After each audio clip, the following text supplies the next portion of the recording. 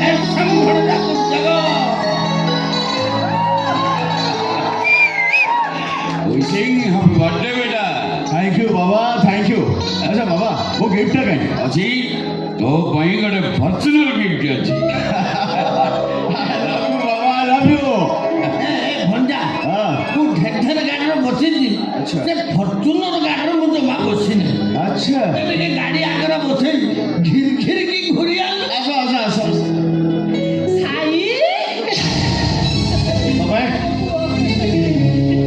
ତମେ ଏଠି ଆଜି ଅଗଷ୍ଟ 1 ତୋ ଜନ୍ମଦିନ ସେଇଥିପାଇଁ ମୁଁ ଏଠିକି ଚାଲି ଆସିଲି ସକାଳୁ ମନ୍ଦିର ଯାଇ ତୋ ପାଇଁ ପୂଜା କରିସାରିଛି। ଆଚ୍ଛା ବାବା ତୁ ତ ଗାଧେଇ ସାରିଥିବୁ ଆସିଲୁ ଆସିଲୁ ତୁ ଏଇଠି ଟିକେ ବସ ମୁଁ ତ ମଥାରେ ଟିକେ ଚନ୍ଦନ ସିନ୍ଦୁର ଲଗେଇଦେବି ବସିଲୁ ବାବା ଆରେ ବସୁନୁ ଫର୍ସା ଚେଡେ କିଏ ତମକୁ କହିଥିଲା ମନ୍ଦିର ଯାଇ ମୋ ପାଇଁ ପୂଜା କରିବା ପାଇଁ? କିଏ ତମକୁ ଡାକିଥିଲା ଚନ୍ଦନ ଚିତ୍ର ନେଇକି ଦିଆଯିବା ପାଇଁ? ପ୍ରତ୍ୟେକ ବର୍ଷ ଅଗଷ୍ଟ 1 ଆସେ କାହିଁକି ଆମକୁ ବିରକ୍ତ କରୁଛ? କାହିଁକି ନା ଆଜି ଦିନରେ ତୁ ଜନ୍ମ ହେଇଥିଲୁ ହେଲେ ତୁ ତାକୁ ଜନ୍ମ ଦେଇନୁ କି ତୁ ତା ମା ନୁହଁ। ମୋ ସମ୍ପର୍କର ଦହିରେ ସାଇର ଜନ୍ମଦିନକୁ ତୁ ଏଠିକି ଧାଇଁ ଆସୁଛୁ। ହେଇଗଲା ମନ ଶାନ୍ତି ହେଇଗଲା ତ? ଠିଆ ହେଇକି କାନ୍ଦୁଛୁ ତ ମୁହଁକୁ ଲାଜ ନାହିଁ? ଯା ଯା ପଳେଇ ଚାଲେ ପଳେଇଆ। ନାଇଁ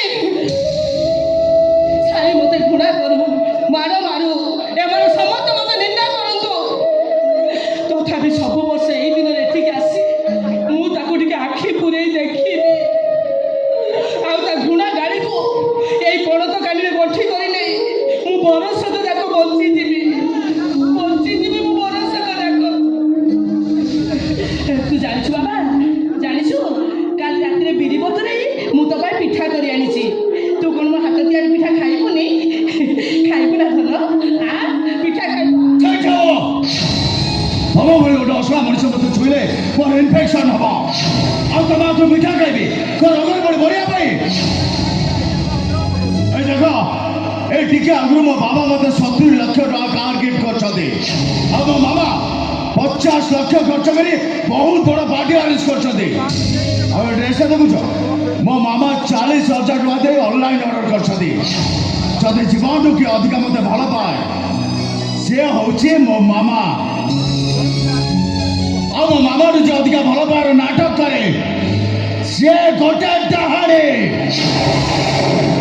ଆଜି ପ୍ରଥମେ କେକ୍ କାଟିବେ ମୋ ମାମାଙ୍କୁ ଖୁଆଇବେ ହେଲେ ତମ ସହସ୍ର ହାତରୁ ସେ ପିଠା ମୁଁ ଜମା ବି ଛୁଇଁବିନି। ଭାଇ କ'ଣ ହଉଛି ଏସବୁ? ଆରେ ଆଜି ଭଳି ଦିନରେ କେହି କ'ଣ ଏମିତି ବିରକ୍ତ ହୁଅନ୍ତି?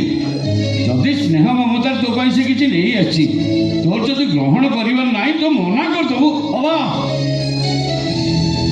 ଆପଣ ଭଲ ଭାବରେ ଜାଣିଛନ୍ତି ମୁଁ କାହା ଉପରେ ଅଯଥାରେ ବିରକ୍ତ ହୁଏନି ହେଲେ କାହିଁକି କେଜାଣି ଲୋକଟାକୁ ଦେଖିଦେଲେ ମୁଁ ନିଜକୁ କଣ୍ଟ୍ରୋଲ କରିପାରେନି। ଇଚ୍ଛା ହୁଏ ପିଟି ପିଟିଆ ଘରୁ ବାହାର କରିଦେବା ପାଇଁ କେବଳ ଆଙ୍କରି ପାଇଁ ଆମ ଘରର ଖୁସି ହଜିଯାଇଛି। କେବଳ ଆଙ୍କରି ପାଇଁ ଆମ ପାଖରେ କୋଟି କୋଟି ସମ୍ପତ୍ତି ଥିଲେ ବି ମୋ ମାମା ସବୁବେଳେ କାନ୍ଦୁଛନ୍ତି। କାନ୍ଦିବାର କାରଣଟା ନ କହିଲେ ବି ମୁଁ ଠିକ ବୁଝିପାରୁଛି। କୁହନ୍ତୁ ବାବା ଏ ବସ୍ତି ଅସନା ମଣିଷ ସହିତ ଆପଣ ଏତେ ସମବେଦନା କ'ଣ ପାଇଁ? କାହିଁକି ପ୍ରତ୍ୟେକ ଦିନ ରାତିରେ ଗୋଟା କରି ଛାଡ଼ି ସେ ମାଟି ଘରକୁ ଚାଲି ଯାଉଛନ୍ତି?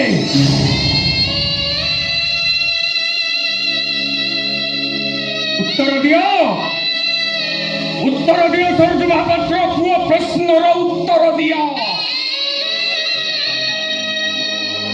ମୁଁ ଜାଣେ ତମେ ସେଇ ମୁକ ଦେବତା ନାଟକର ଚରିତ୍ର ପାଲଟି ଯାଇଛ। ଚାହିଁଲେ ବି ତମେ ପୁଅ ପ୍ରଶ୍ନର ଉତ୍ତର କେବେ ଦେଇପାରିବନି। ଆରେ 70 ଲକ୍ଷ ଟଙ୍କାର ଗାଡ଼ି ପୁଅକୁ ଗିଫ୍ଟ କରିପାରୁଛ ସୁଧ ମୂଳ କରି 60 ଲକ୍ଷ ଟଙ୍କା ଏ ଲୋକଟା ଉପରକୁ ଫୋପାଡ଼ି ଦେଇ ତା ସହିତ ସବୁ ସମ୍ପର୍କ ତୁଟେଇ ଦେଇପାରୁନା?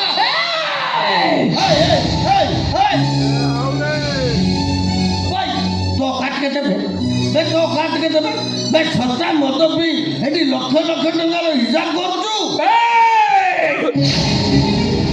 ତମ ପାଖରେ ବହୁତ ଟଙ୍କା ଥାଇପାରେ ହେଲେ ଏ ଲୋକଟା ଗୋଟାଏ ନମ୍ବର 1 ନିଟ୍ ମାରି ସାରିବା ପରେ ତାକୁ ଯେମିତି କୋଟିପତି ପରି ଲାଗେ।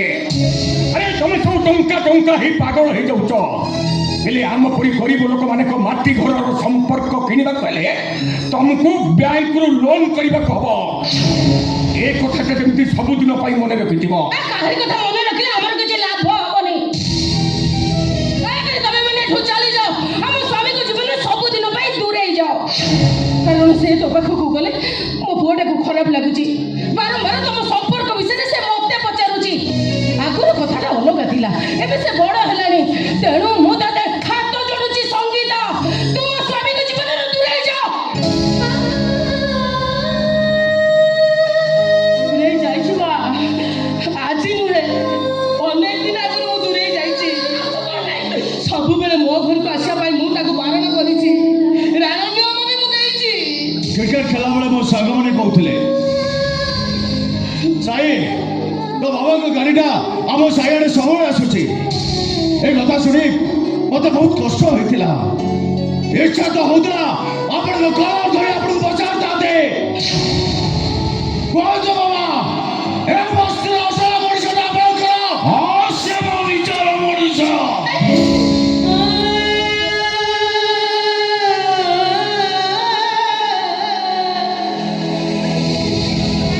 ତା ସହିତ ସମ୍ପର୍କ ମୋର ବର୍ଷ ବର୍ଷର ସମ୍ପର୍କ।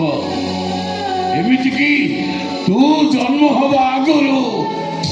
ଆରେ ଆଜି ତୁ ମତେ ଏକଥା ପଚାରିନଥାନ୍ତୁ ଯଦି ସେଦିନ ପ୍ରତିଜ୍ଞା କରି ମୁଁ ଚକ୍ରବ୍ୟୁହରେ ଫସି ଯାଇନଥାନ୍ତି। ଫାଶୀର ଦୌଡ଼ିଟାକୁ ବେକରେ ପକେଇ ସାରିଛି ଯେତେବେଳେ, ଯେତେ ଚିତ୍କାର କଲେ ବି ମୁଁ କ'ଣ ଧର୍ମର କୋର୍ଟରେ ମୋ ନିଜ ପକ୍ଷ ନେଇପାରିବି? ବରଂ ଅବଶିଷ୍ଟ ଜୀବନ ଏଇମିତି ନିନ୍ଦା ଅପବାଦର ବୋଝ ବୋଇ ବୋଇ ବାଟ ଚାଲୁଥିବି। ବାଟ ଚାଲନ୍ତୁ, ଏଇ ଗୋଟେ କରୁନାହାନ୍ତି। ହୁଏତ ଆପଣ ମୋ ପାଇଁ ଗୋଟେ ଭଲ ବାବା ହେଇପାରିଲେ, ହେଲେ ମୋ ବାବା ପାଇଁ ଗୋଟେ ଭଲ ସ୍ୱାମୀ ହେଇପାରିଲେନି। ମାମା, ମୁଁ ଠିକ କହୁଛି ନା? ତୁ একদম ঠিক কইছো, ঠিক কইছো তো। ମୁଁ ତମକୁ ବଚାଉନି, ମୋ ବାବାକୁ ବଚାଉଛି। ଆଉ ତମକୁ ଶେଷ ପାଇଁ କହିଦଉଛି, ଏ ଘରକୁ ଆସିବା ବନ୍ଦ କର। ଆଉ ମୋ ବାବା ସହିତ ସବୁ ରିଲେସନକୁ କାଟି ଦିଅ। କାହିଁକିନା ତମେ ଏଠିକି ଆସିଲେ ବହୁତ ଲୋକ ବହୁତ କଥା କହୁଛନ୍ତି। ଆଉ ଏକଥା ବି କହୁଛନ୍ତି ତମ ଦୁଇ ଜଣଙ୍କ ଭିତରେ ପାପ ସମ୍ପର୍କ ଅଛି।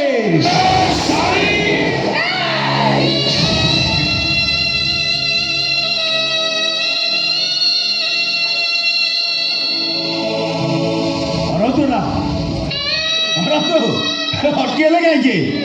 ଟିକେ ଆଗରୁ 70 ଲକ୍ଷ ଟଙ୍କା କାର୍ ଗିଫ୍ଟ କରୁଥିଲେ, ଟିକେ ଆଗରୁ ମୋ ବାର୍ଥଡେ ୱିଶ୍ କରୁଥିଲେ।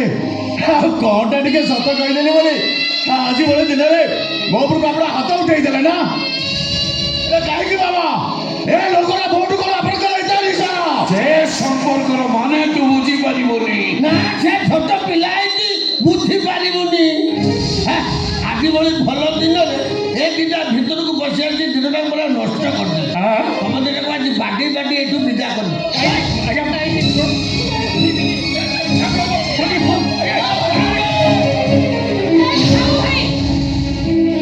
ସେମାନଙ୍କୁ ତମେ ଛାଡ଼ି ଦିଅ, ଆଉ ତାଙ୍କୁ କହିଦିଅ ଆସନ୍ତା ବର୍ଷ ଅଗଷ୍ଟ 1କୁ ଏମାନେ ଯେମିତି ଏଠିକି ନ ଆସନ୍ତି। ଆଉ କାହିଁ କାନ୍ଦୁଛୁ ସବିତା?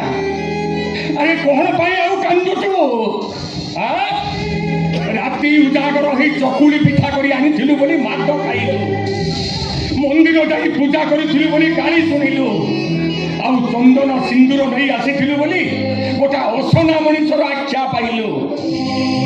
ଆଲୋ, ଯିଏ ନିଜର ନୁହଁ ତୁ ଯେତେ ଚେଷ୍ଟା କଲେ ସେ କ'ଣ ଆଉ ତୋର ହେଇପାରିବ? ଜହ୍ନଟା ଦେଖିବାକୁ ସୁନ୍ଦର ବୋଲି ଲୋକେ